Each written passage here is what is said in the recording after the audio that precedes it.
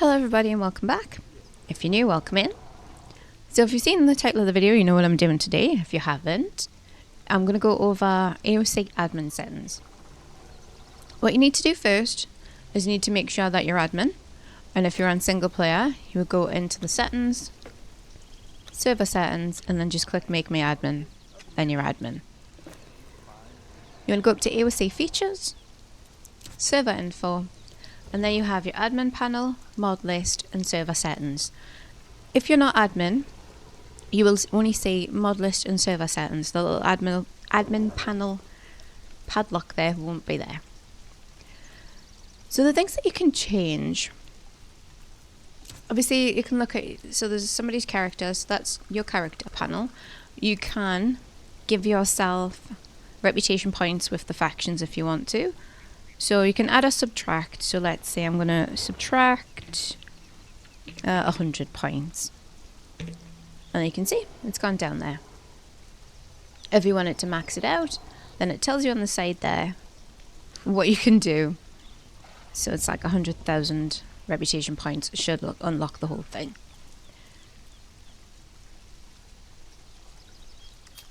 You can also give yourself skills as well. Only if you're in the admin, so you can add and subtract from those. So my sword's level 100, my spear's level 1, so let's say I want to level that up a bit. I'll give it, I don't know how these points work actually. Oh, okay. So these aren't actually points, these are levels. So let's go back down. I only wanted to give myself one level really, so I'm going to remove 99. My spear's at level 2 now. So I'm going to go back to server info. So I'm going to go through each of the settings, and if mine are different to what is intended, I'll explain why.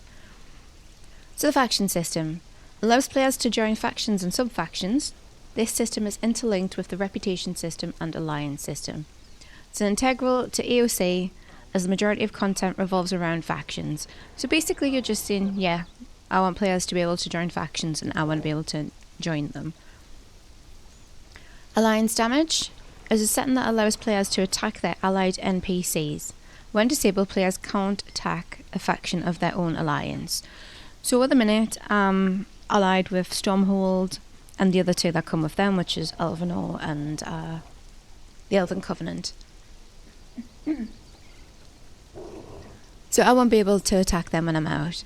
And I think they brought this setting in because people, you know how, I'll use this one as an example. If you go down to where the Vanguards and the Stormhold are fighting, you could have got caught in the middle, and then you hit one of the Stormhold people and you're allied with them, you lose reputation points.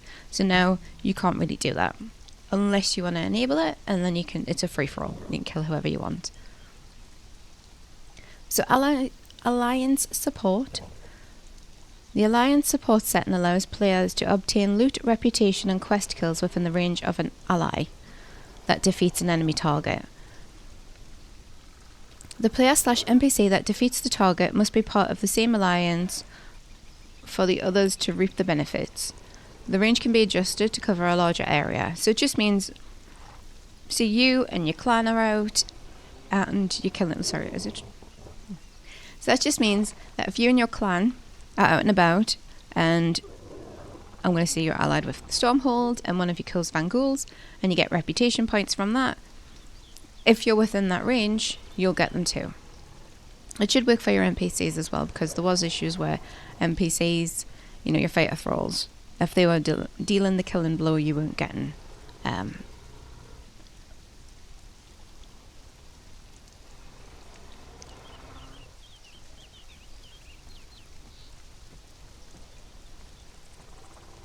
credit for it. So I've set it to 3,000, no idea what that means, that's just what the intended setting is. I'm not sure what that distance is, I can't measure it, but it's how it's supposed to be.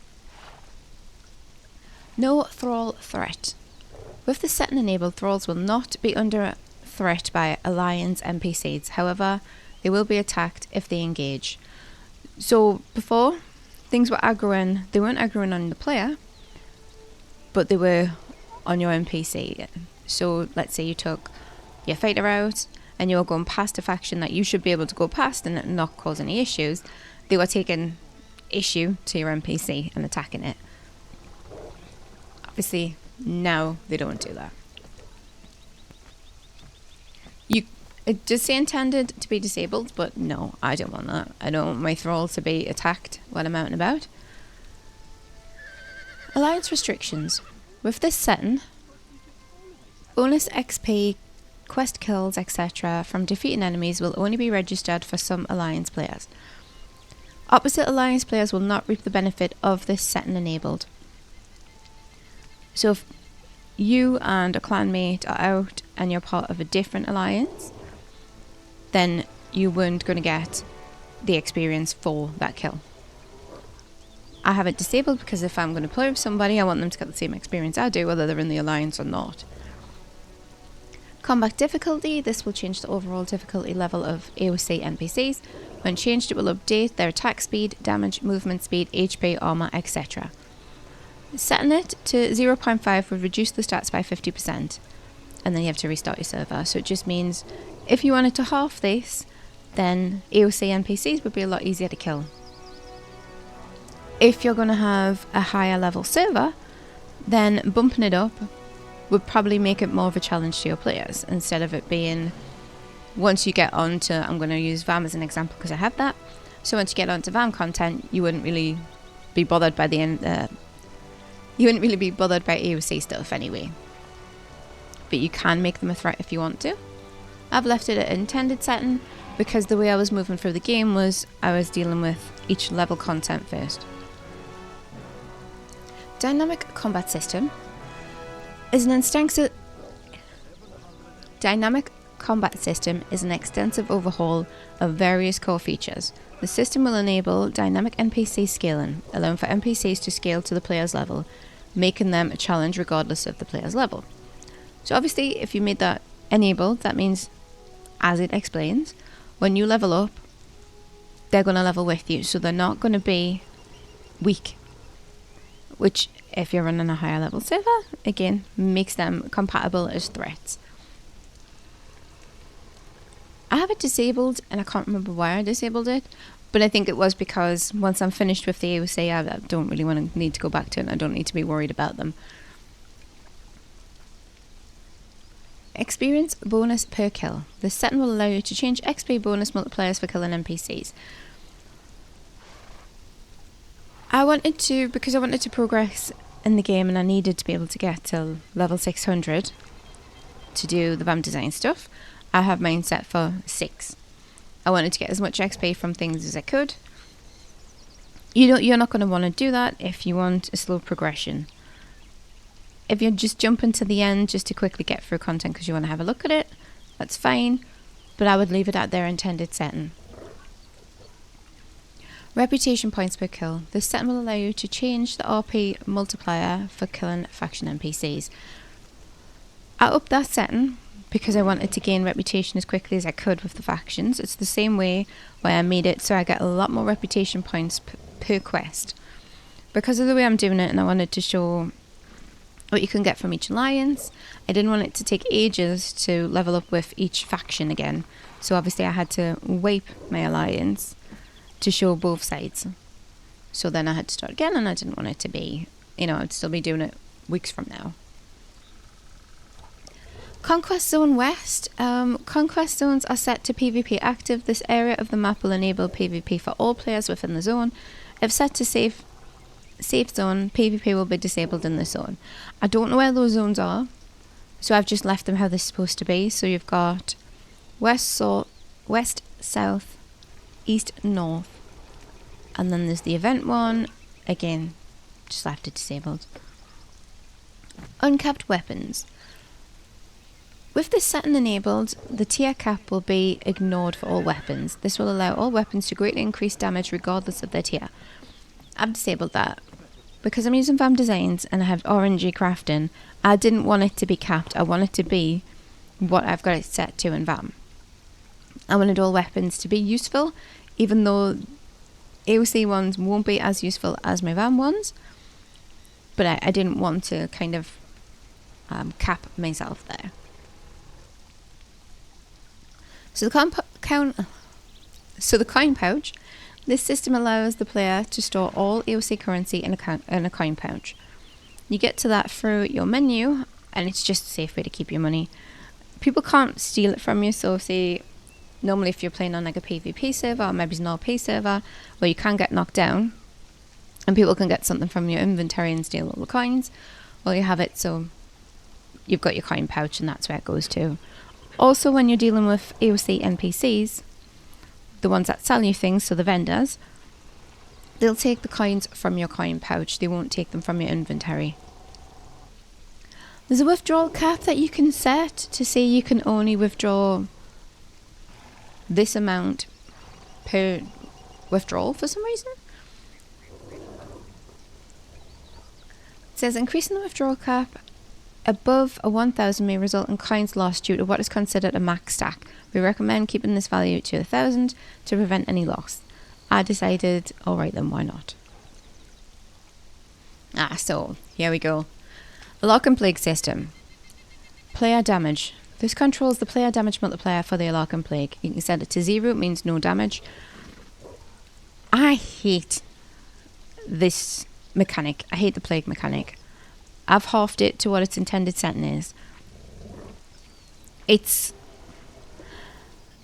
If everything ran smoothly when you're playing the game, if you were able to get out of Plague Clouds, if you were able to always see them, if your NPC wouldn't just stand around in them sometimes and die, then I would say it's absolutely fine. But that's not how the game runs most of the time.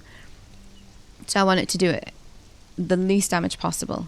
Because I feel like it's one of those things, and a lot of people would get angry if they lose a thrall to the plague damage. Obviously, I know this is the player damage that we're talking about now, but there is a part about the companion damage down here. So just to say why I've messed about with it. So, Plague max stacks. So the Plague, it's like Stack and Bleed. It stacks Plague damage. You can have it set to intended settings 20. If the Plague stacks on you to 20, you're dying. There's not really much recovery you can do with that. I've set it to 5. 5 can still cause issues, especially even with how healthy my character is. But I'm not dying to the Plague. It's stupid. I can't be bothered with that. So the Plague radius. This will allow you to set the reach of the Plague by increasing the radius. The Plague will spread fast and further out. No, I don't want that. It says intended settings 1000. I've halved it to 500. Again, with the clouds, they can take up such a large area. And if your thralls are standing around in it and you can't get them out, it's not really worth it for me. So Plague weaponry, I've got this enabled. It allows Plague weapons to be used by players. This includes weapons such as Plague barrels, Plague main, and other Plague weapons. I don't have an issue with that. I've left it enabled.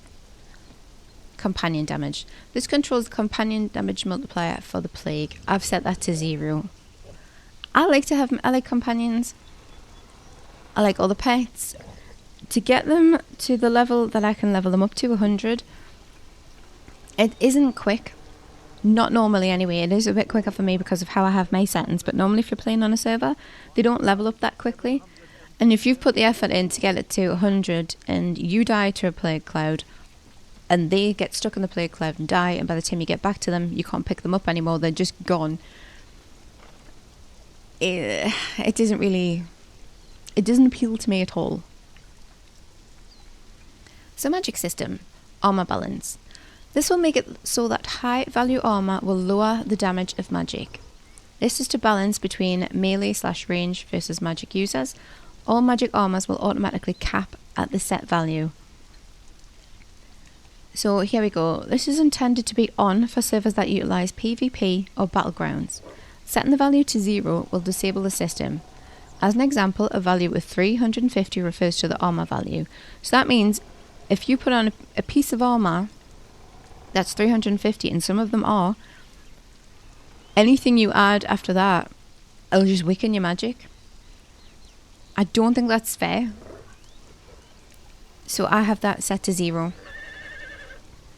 Obviously you can pick something that you're comfortable with. If you don't want to have mages running around doing huge amounts of damage and still being as protected as let's say a knight would be, or a barbarian or whatever, depending on what classes or law you're going with, then that's fine.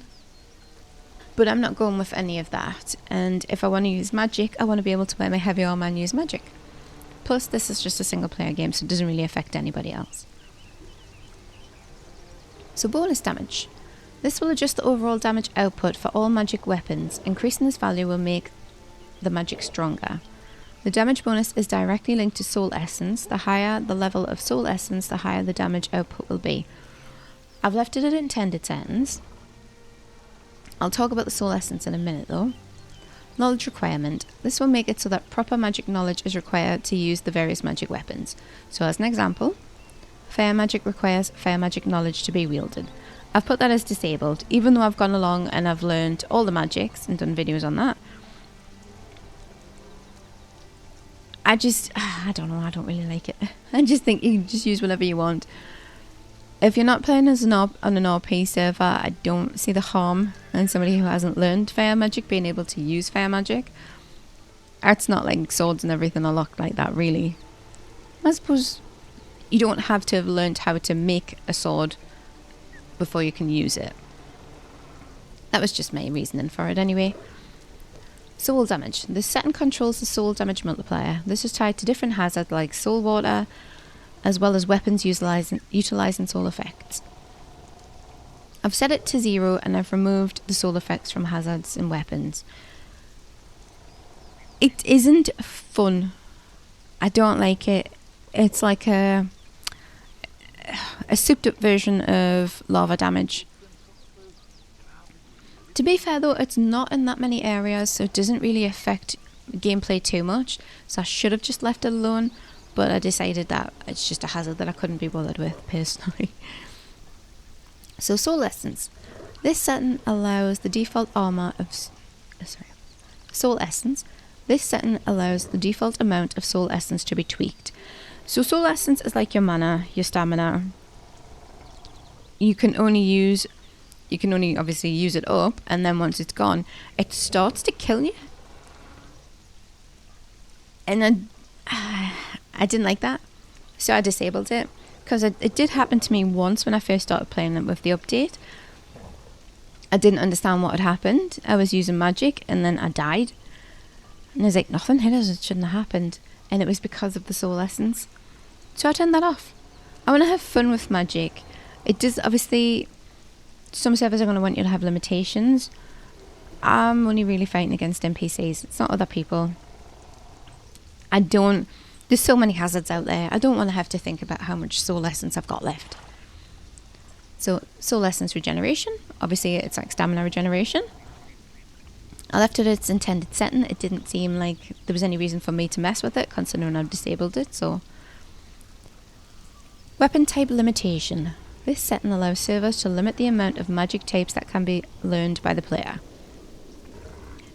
So as an example, if the player learns fire magic, they will no longer be able to learn any other magics. They will be limited to that magic type.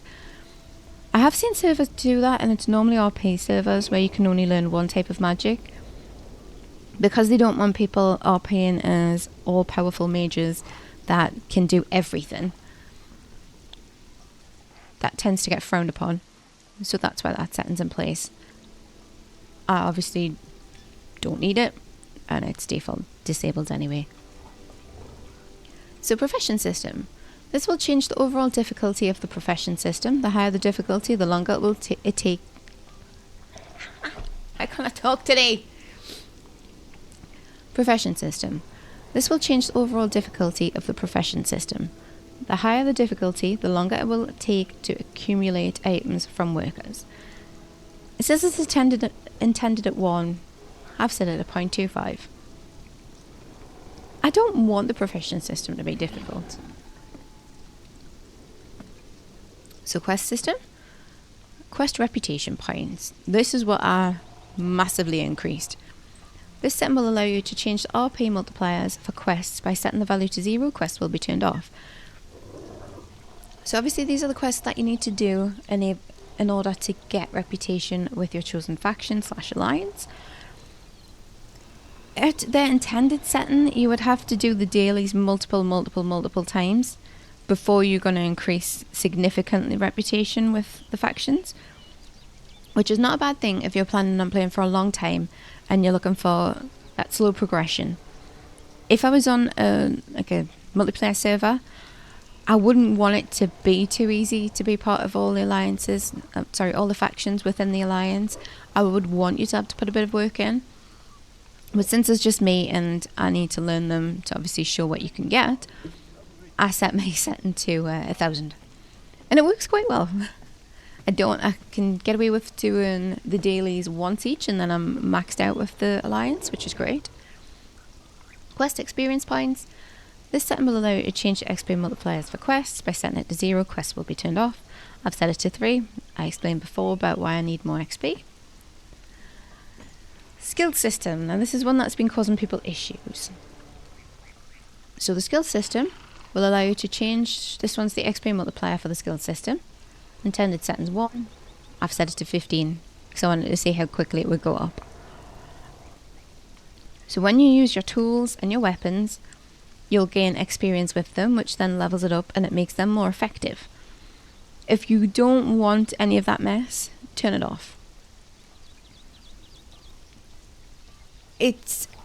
I don't know, in the minute it doesn't feel like, in the grand scheme of things, there's any point in having it on.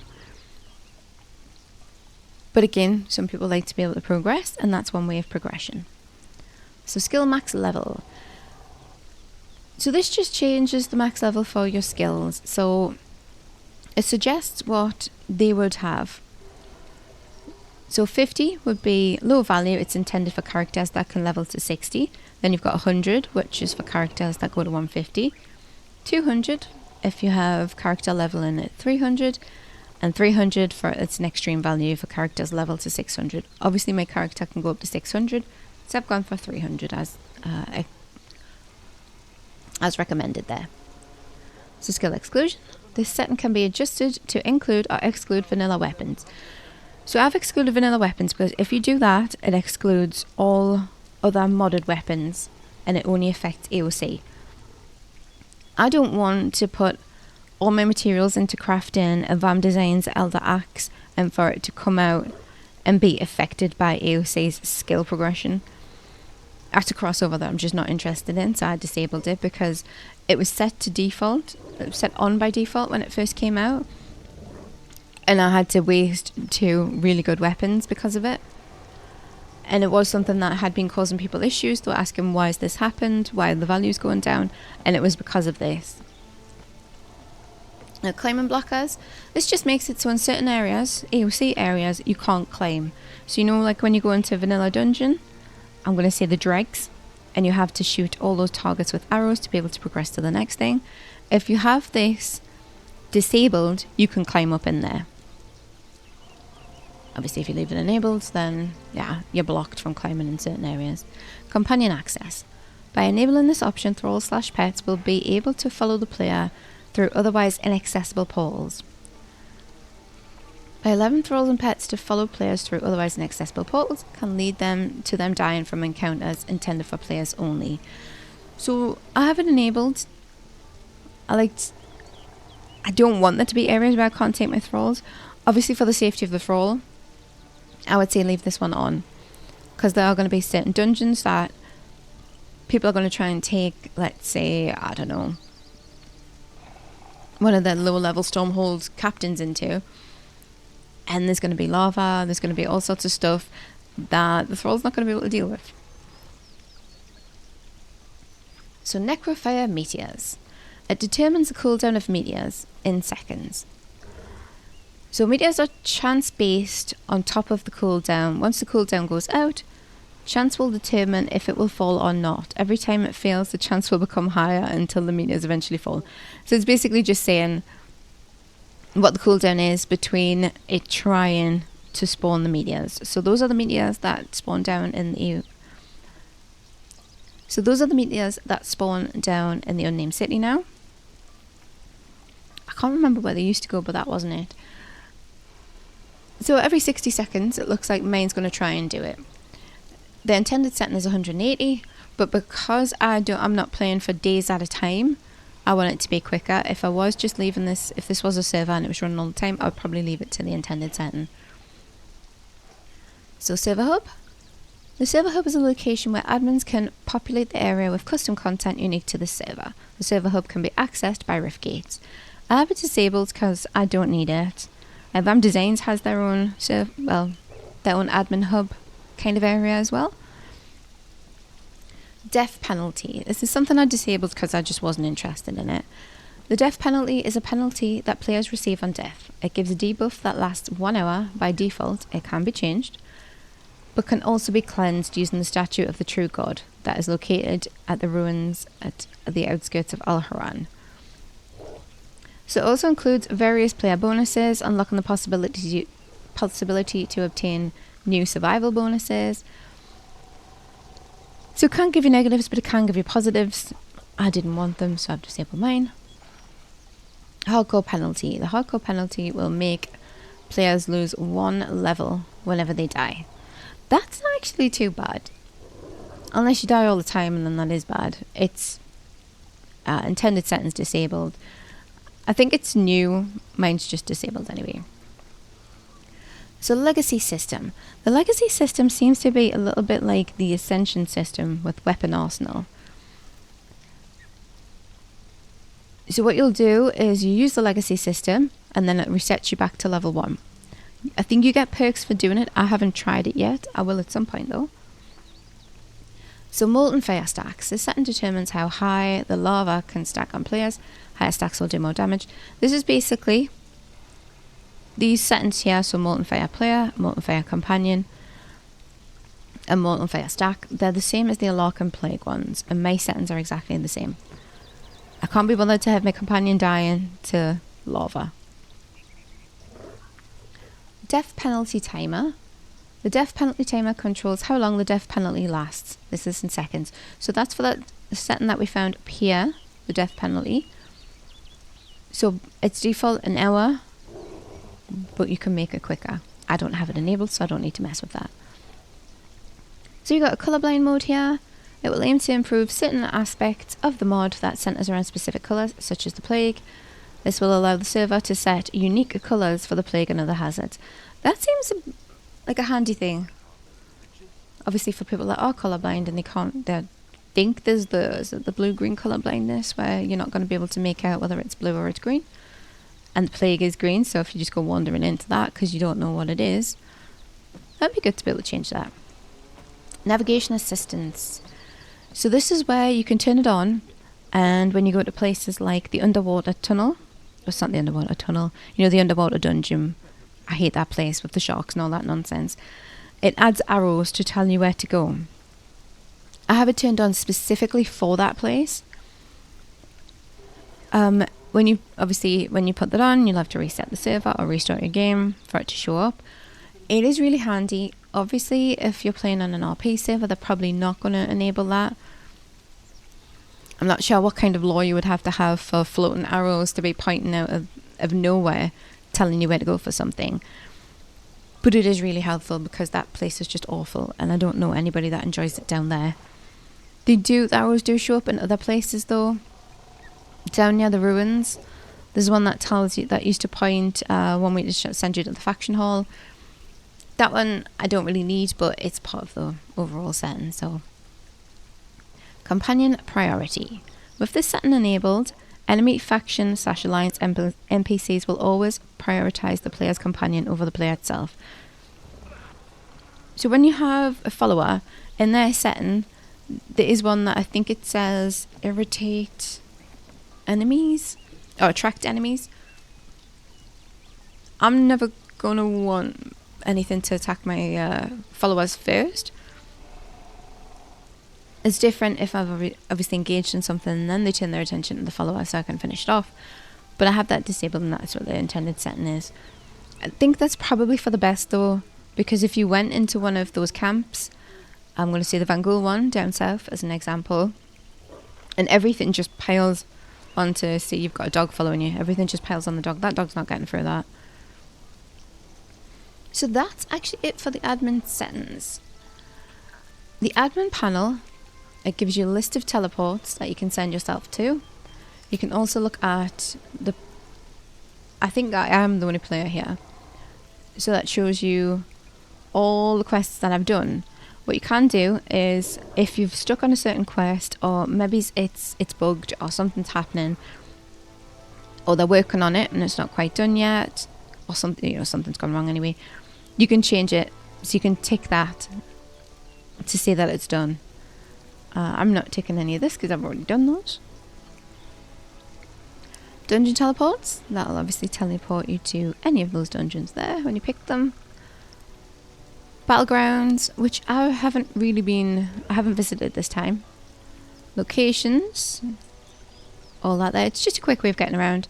So you can unlock all magic, unlock all factions, unlock all professions, and unlock all character cosmetics. Now, I'm not sure, because I haven't had other players on here, if you can do that for the other players with you, or if it's just for yourself. I would think it wouldn't be much use if you can only use it on you, but I don't know. That's to spawn your plague meteors, and that's to spawn star metal meteors, and reset collected rifts. So I've collected all the rifts. I'm definitely not touching that because I'm not collecting them again. But if you wanted to see somebody who's re-rolling their character and you wanted to wipe everything off them, or somebody just wanted to go out and collect them again, you could do that. And I think we've gone over everything we need to go over. So I know that's a lot there. The most important parts, if you're running a server or setting up your own game, is this one. The server settings. The admin panel, it's fun bits and pieces, but it's not something that you're going to need all the time. This is the best way to get it configured how you want to get it configured. Okay, I think I've rambled on enough about this. Hopefully you got some useful information out of it. I know it's something that I hadn't really messed about with until this recent update. So it wasn't anything that I was familiar with, and I was kind of learning along with when they were adding things in.